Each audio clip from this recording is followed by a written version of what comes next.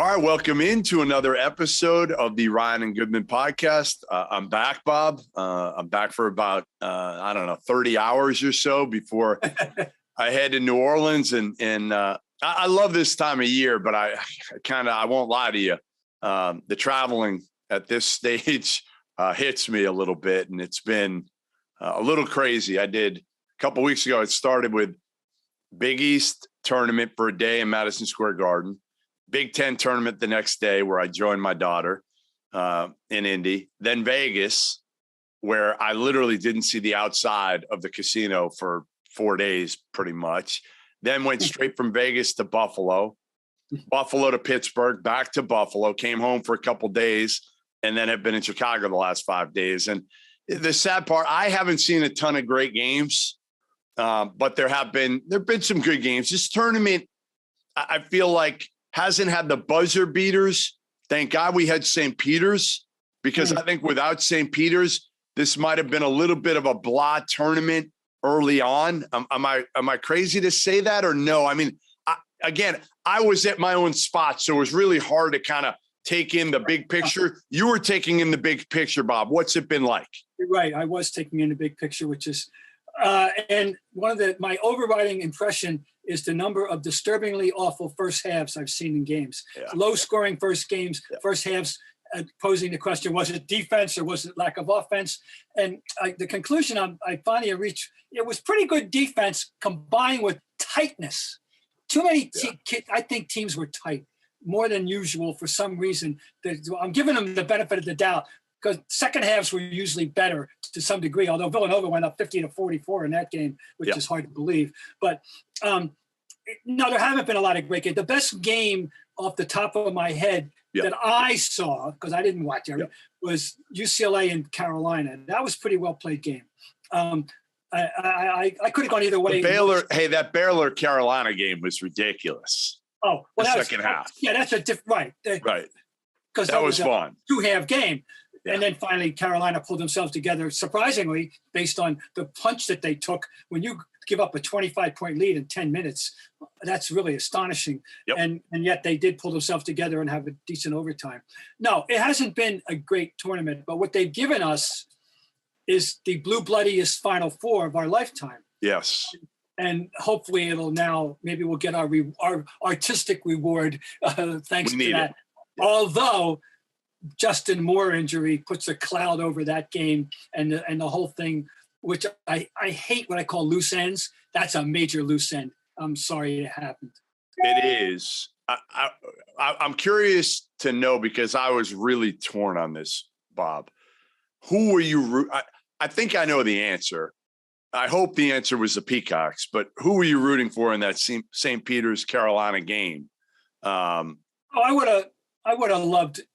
Obviously, I would have loved the Peacocks, but I didn't think never dreamed. I said it was going to end. It had to end. Yep. And it did. And that carriage turned into a pumpkin in about 5 minutes of the game. 9-0. They never recovered from that. And next thing you know, it's 31-13, I think, and off we go.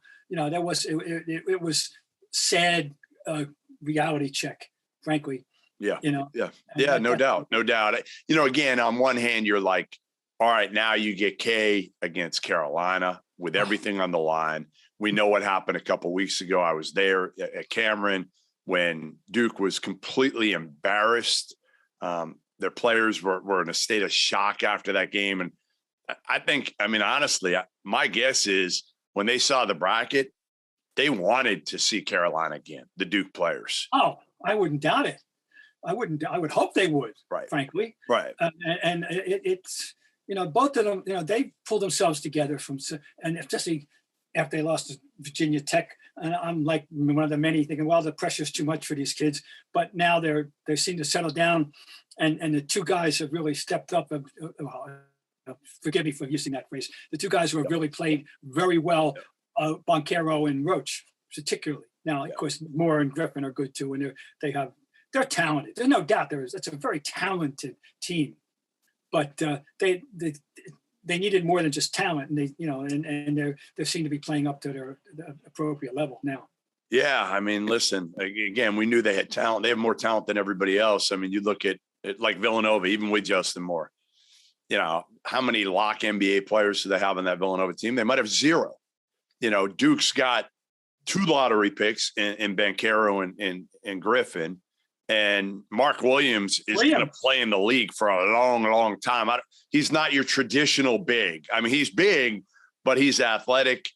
You know, he can do a lot of things that kind of the old school bigs, Jahlil Okafor, couldn't do, which is play above the rim, block shots, all 3. Like, he could be Clint Capella for sure. Right, exactly. That's a good one. Yeah, right. And that's he's going to be in the league that 12 years. There's no question.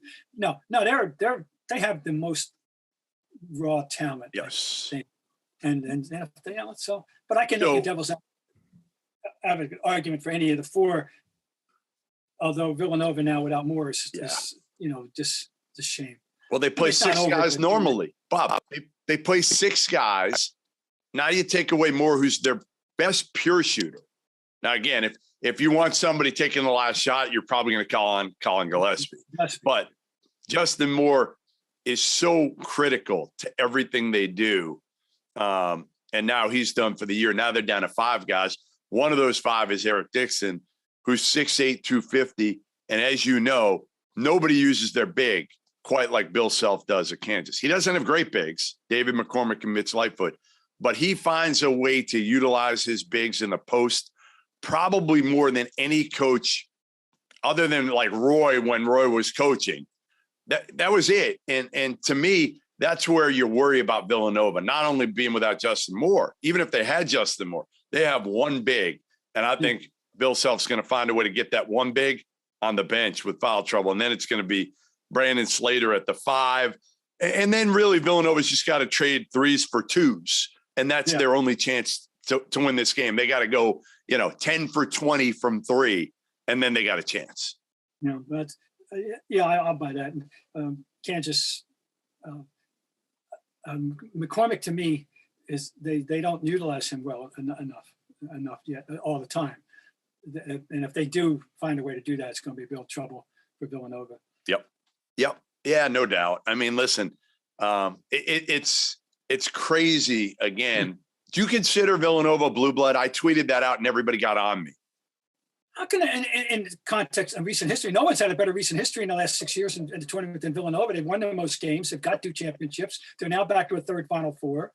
Damn right I do. Yeah. And this is their, that's not like they've never been there before. I forgot. I didn't realize in 1939. They went to the 4 when no one was talking about a 4 then, of course. But I well remember 1971 and that tremendous game against Western Kentucky. Some of us remember. Some of us don't remember 1971, Bob. I remember it very well. Some of us were born in 71. I call that the Howard Porter team. Howard Porter was a huge scandal with Howard Porter. They found out he had signed with an agent. I guess they officially vacated. That's the other thing. People don't realize how many vacated things there are historically. So many of them so retroactive. Doesn't even matter. I mean, but like in 61, St. Joe's was vacated, in 71, Villanova was vacated. There's lots of vacated. Anyway, Villanova was there in 71. Villanova, of course, one of my 2 favorite all-time college games that I ever covered or witnessed were Villanova and Georgetown in 85. And of course, the 30th anniversary we just had of Duke and Kentucky in 92. But Villanova with Georgetown, So anyway, that's a basketball tradition school. Basketball matters. The culture. There always was. I mean, Alex Severance in the 50s, I'm telling you. And then Jack Kraft in the next era. And of course, Wally. And now we got Jay. Basketball matters. No doubt. No doubt. And again, I'm with you. I go with Kansas here largely because Villanova is going to be without their probably second best player. Yeah, I mean, that's the reason. But, now, am I going to root for them? Damn right I am. I'm rooting for them. Now, I was rooting for Gonzaga because I want to be right for once, I mean, and you wanted, and I don't know about you, but I was always, and I'll continue to be tired of the naysayers that are like, well, he can never win the big one. Like, the fact that he's there every year is winning the big one. If you go to Spokane, Washington, and you and I are going to go next year, we're going to go to Spokane. That is our trip, Bob. That is our trip next year. Right. As clearly this was, I got you. Okay. All right. Chloe wasn't their best team. I mean, it wasn't deep enough, number one. And Holmgren, I never trusted. Yeah. I mean, I don't know what to make of him ultimately. Nobody does. What do you do with that body? I mean, there's no body type like that at that size that's ever in the recent annals of the NBA. None. Name me. I don't care how. There's skinny guys. Brandon Ingram is a skinny guy. There's a couple skinny guys, but not at 7'1" to that body. You know who's skinny at 7 feet like that? I'll give you a name. Not the same player, not the same level talent or anything.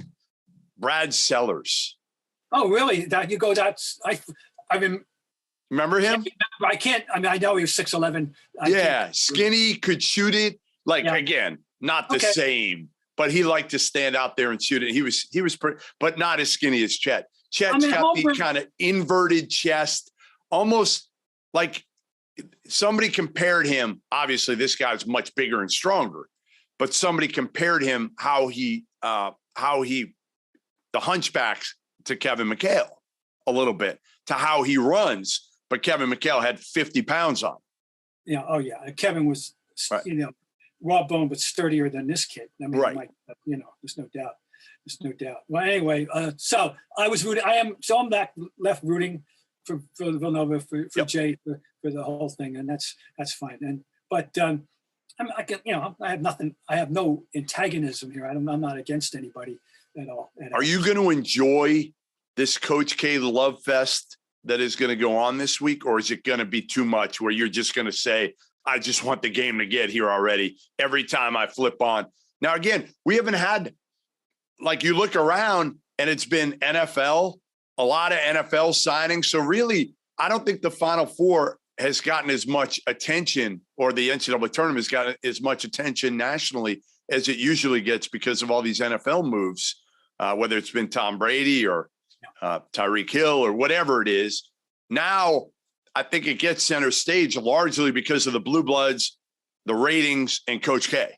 Well, you would think it would. I mean, it is on paper, such a fascinating Final Four in that regard. You realize we've got 61 cumulative Final Four appearances and 16 championships. And I mean, now as years have gone on, the last 25 years or so, there's 3 predictable ones and 1 somewhat outlier. And still is. Even though Carolina's an 8, they're a different kind of they're not an outlier. I'm sorry. I can't call them Cinderella, Bob. I can't call them Cinderella. No, they're not. It just took them a while to kick in. They're a blue blood, damn it. They're officially a blue blood. No, they're definitely a blue blood. But what I will say, and this is really interesting, is I was saying really before Carolina went to Cameron and beat Duke on Coach K Day, I was saying Hubert Davis had completely underachieved with this team. And he had. They were on the bubble at that point. Before that game, they were going to get in. But you were talking, honestly, about maybe an 11 seed. I mean, they probably weren't going to be in the first 4. They're probably an 11 before they beat Duke. And the whole narrative has changed on Hubert Davis within what date? What was that date? That date was the 5th, 23 days ago. 23 days. The complete narrative has changed on Hubert Davis, because ultimately, what would you rather have? I mean, they should build a statue of him right now, because if you told any Carolina fan, hey, you're going to be mediocre in the regular season, but you're going to beat Coach K in his final home game at Cameron, and then you're going to go to the Final Four, they would be like, where do we sign up? We're in. No, right. Yeah, you're absolutely right. No, that's very interesting. But, I don't envy anybody taking on the guy after the guy jobs. Next, God forbid, John Shire next year. I wouldn't want to be John Shire next year. Oh, yeah, imagine. But no, especially coming off this year now. Like, it'd be one thing if Duke had 2 consecutive down years. You could kind of then say, all right, he's bringing in a great class. Now if K wins another one, and again, it's only been one in the last 10 years. I mean, we got to remember, the last 10 years of the Duke of K are not blow away great. No ACC regular season titles before this year. Mm-hmm. And one title, one national title. So like by Duke standards, by K, not unbelievable, but in the totality, obviously, of what K's done in his career, 40 plus years, insane. Consider this, we're talking about coaching longevity. And the other three coaches who aren't Hubert Davis combined have, I believe, 82 seasons plus at the helm to Hubert's creeping up to one. And it's not like, and Hubert's probably, I don't even know the age off the top of my head, but he's probably about maybe a little bit younger than Bill Self, right? Yeah. His Jay Wright was in the mid 90s. Yeah. I mean, Jay Wright and Bill Self are probably similar age. So in the mid 50s, and Hubert, I don't know, he's got to be around 50, probably similar. Yeah. So anyway, that in that aspect's really going to be good. But what else on the tournament? I don't know. Okay, so here's another one. We haven't talked about this. You and Gary might have a couple weeks ago when it happened. But how do you evaluate John Calipari now at Kentucky? Because they had a great regular season, coming off a horrible regular season last year due to COVID to some degree. They were great in the regular season. Everybody was happy. This is a team that's got a chance. I picked them to go to the Final Four, and they lose in the first round to at least a team that wasn't a one and done. At least St. Peter's made them look a little bit better by going all the way to the Elite Eight. But again, if you're a Kentucky fan, and they're split right now, there's a lot of Kentucky fans hit me up saying, you know what, I want them out. And I'm saying, be careful what you wish for. Oh, yeah. Be careful what you wish for, because it could get a lot worse. In the Billy Clyde Gillespie couple of years, they ran Tubby out, and Tubby's numbers were almost identical in the last 7 years as John Calipari's his last 7 years. So they ran him out because he couldn't get good enough talent. They would run out Calipari if they were going to run him out for having too much talent and not doing enough with it, not winning enough national time. I mean, this year is just, you got to get past the first round, right? So how do you feel about John Calipari at Kentucky going forward? I think I want to give him a little more. I'll give him another chance. Yeah. I think he's a sound, over and above the recruiting thing, I think he's a sound coach. I really always believe that. But you're right. I understand it's a different evaluation process down there. You're held to a different standard. That the whole Big Blue Nation thing takes itself very seriously. I think it's safe to say. Yep. And it's a different kind of job. Even I don't know if there's one. You're closer to the collegiate scene than I right now. Duke's another thing. I mean, the nature of what the program is all about, or what K has made it into. But Kentucky is just different. And even with Kansas having, by the way, just passed them all time now by 2 games, right? They now have 2 more games all time than Kentucky. But it's just the nature of their fandom, the fanaticism of the whole way it has been the single most unifying force in this Commonwealth of Kentucky. Really, it's to the extent that the Jayhawks, as important as they are, aren't quite that in the state of Kansas. I don't know. Alabama football and Kentucky basketball to me are very similar. They're the Siamese twins of college sports. Yep. No, I would agree. I mean, listen, to me, unrealistic expectations to some degree, but again, when you're bringing in all that talent, and this year you're bringing good talent and experience and good transfers, then there's no excuse to me to lose in the first round, right? Like not coming off last year. So I'm with them.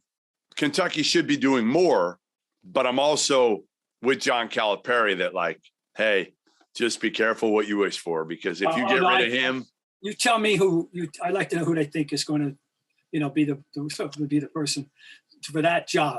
You got to have the right person. That job is such a like an Eric Musselman, maybe. Got number one is find a good coach.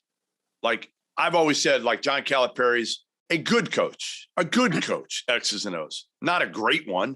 I mean, he's a great, talent accumulator. He's a great motivator. Those are his best assets. Eric Musselman is a hell of a basketball coach, in my opinion. He loves the attention. He would fit Kentucky from that degree. You know, like we're talking, you got to have the right personality. Yes. You got to want it. You got to be a 24/7 guy. And I'm not sure Cal is that anymore. I think he was that when he got there. Oh, I don't doubt he was. Yeah, I think everybody, you get worn down. It's like dog years. He said that in Lexington. So I think, listen, if the New York Knicks fire Tibbs and they had more talent on the Knicks, his boys, Leon Rose and Worldwide West, are there running things. I could see Cal saying, the hell with it, I'm going to the Knicks. I just don't think they have enough talent in the building at Madison Square Garden for John Calipari to go over there and say, like, I'm going to get my brains beat in every day. Like, he's not going to go to a bad NBA job. And I've said this over and over. There's only a couple NBA GMs that are going to take John Calipari and his ego. And the other part is everybody assumes if he takes an NBA job, he's going to get all these Kentucky guys. Listen, we saw this with Antoine Walker, Bob. It works in college, but in the NBA, when you're making more money than the coach and it's Rick Pitino or John Calipari and they're yelling at you all the time, doesn't really work, does it? No, it's a whole different atmosphere of ball game. Absolutely. But you're right. I think it takes a certain definite, although it's funny, as we're talking about the personality thing, and I'm thinking about, we just had, the late Joe B. Hall. Yeah. He was a low key personality. Very. There's no, he it wasn't. It can work. But I think today it's different, Bob. I think today it's different. Yeah, that was right. You got to be out there more, the world of social media and getting out in the community a little bit more. Now, some guys can get away with it, but I feel like at Kentucky, they want somebody that's going to be out there, that's going to be kind of beating their chest.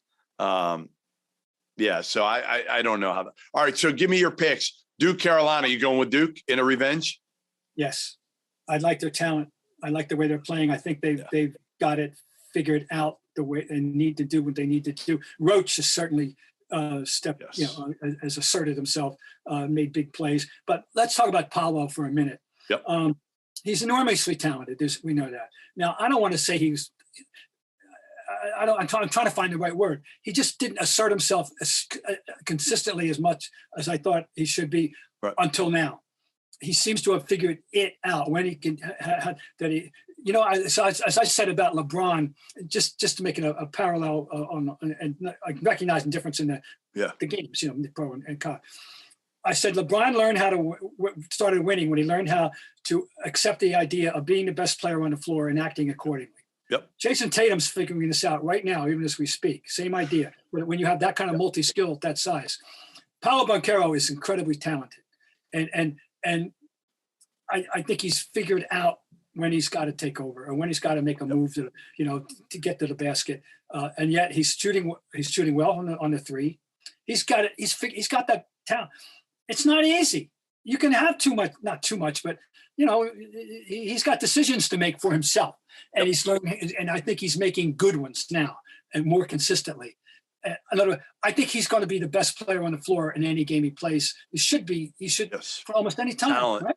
Yeah, talent, no doubt. I mean, again, I've always kind of had the comparison to Chris Webber. Big, strong, athletic, multi-dimensional. What we haven't seen is his passing quite as much. I don't think he's quite the passer Chris Webber was, but everything else is there. He's even bigger and stronger. So I wouldn't be at all surprised if Duke is to win, that it's not because, but it's going to be in large measure because Paolo Banchero will be the best player in the tournament. Yeah, I would agree. And I'm with you. I'm picking Duke. I'm picking Kansas. And honestly, I picked Kansas. And the more I think about this, I don't like the matchup for Kansas at all if they play Duke. They've got small guards that they need to play together at times. DeJuan Harris and Remy Martin, I think they'll get eaten up, to be honest, by guys like Keels, Wendell Moore. Duke's just so big at every position. So big, so strong, so athletic. So I've got Duke. I flipped it. I picked Kansas to win it all. And the more I think about it, the more I flipped it, and I'm going with Duke to win it all. All right, well, listen, make sure you join us next week. We will have a wrap-up. Both Bob and I will be down in New Orleans all week. We'll talk about his favorite lunch spot, of course. which I know he will frequent multiple times when he's down there. And we'll wrap up the Final Four next week. So thanks for joining us, and we will see you next week.